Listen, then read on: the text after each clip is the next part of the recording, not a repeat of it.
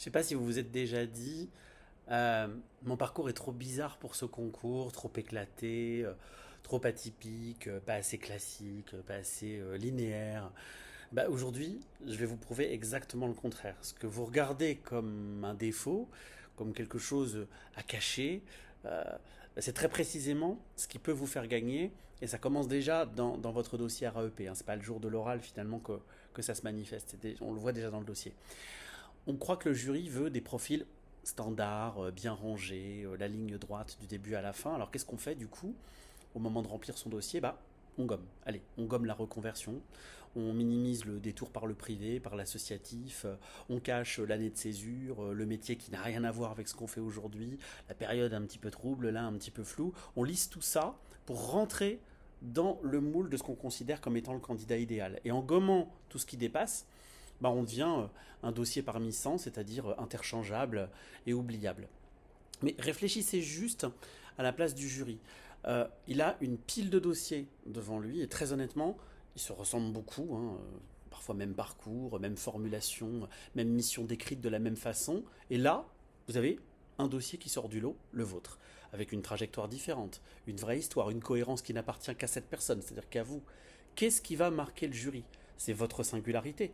Ce n'est pas ce qui vous disqualifie. C'est ce qui vous rend finalement mémorable. On va prendre un cas concret. Quelqu'un qui a commencé dans le privé avant de rejoindre la fonction publique.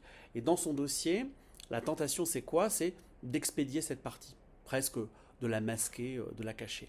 La réalité, c'est que cette personne, elle a une double culture. Elle comprend le privé et elle comprend le public. Elle a une capacité d'adaptation avec des compétences transférables que les autres n'ont peut-être pas. Et dans un dossier, ça ne se formule pas j'ai travaillé dans le privé puis dans le public, ça se formule cette double expérience m'a appris à traduire les exigences de résultats du privé dans le cadre du service public. Donc même fait, mais l'un subit son parcours et l'autre va le piloter.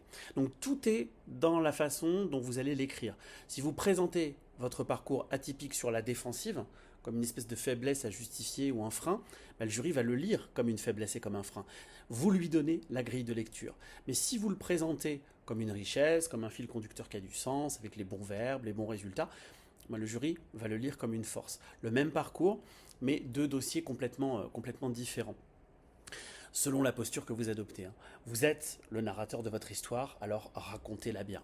Singularité, ça ne veut pas dire originalité gratuite.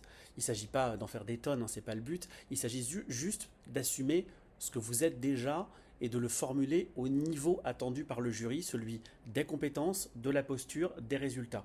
Et c'est exactement ce travail-là que je fais avec vous. Quand j'audite votre dossier RAEP, je cherche la pépite que le candidat a enterrée parce qu'il la croyait honteuse ou pas digne d'être dite, et donc je l'aide à transformer ça en argument. Alors arrêtez de vouloir ressembler aux autres candidats, ça sert à rien, on est tous différents, les autres candidats sont déjà pris hein, d'ailleurs. La place qui vous attend, c'est celle où vous êtes pleinement vous-même, c'est votre singularité. C'est pas un poids à porter, c'est pas un défaut à cacher, c'est pas une arme. En tout cas, si c'en est une, brandissez-la et commencez par votre dossier et faites-le d'autant plus pour l'affirmer le jour de l'oral. À bientôt, ciao.